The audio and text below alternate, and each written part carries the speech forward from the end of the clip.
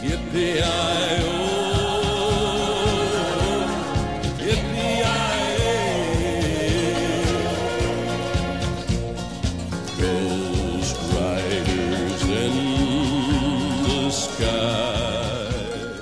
Welcome to the C-List, series of reviews about giant monster movies. My name's Aaron. And I'm Josh. And today, for our very first review, we're going to be looking at Python, a giant snake film. The plot is nice and simple. The military are escorting a gigantic snake from one location to another, where a lightning storm then brings the plane down, and upon crashing the snake is released and decides to feed on a small American town. A small group of the inhabitants then have to try and find out a way to stop the snake. The cast for the film star Robert Englund from the Nightmare on Elm Street series, Casper Van Dien from Starship Troopers 1 and 3, and William Zabka, that many of you will know, or may not know, as the bad kid from Karate Kid. The cast is really quite notable. I mean, Robert Englund is certainly a massive star as Freddy Krueger, and Casper Van Dien himself is pretty big, but apart from those members of the cast, the rest of them are really a bunch of nobodies. Apart from, I think Jenny McCarthy has a scene as the woman in the house for the famous garage scene. Yeah. The box art for the film is pretty dire, so I wouldn't be put off by it. It's just a really badly CGI'd snake. The film CGI is ever so slightly better. Not much, but a bit.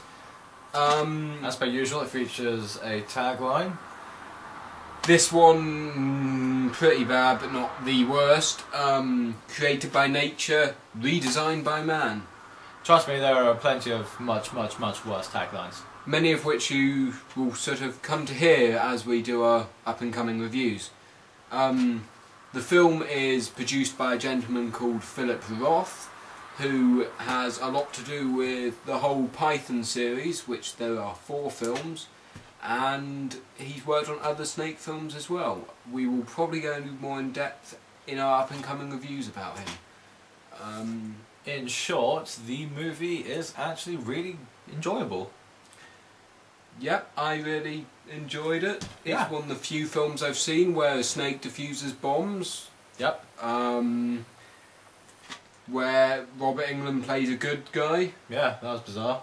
Oh, he's also he's a snake scientist who also knows how to fuse bombs as well. And shoot guns.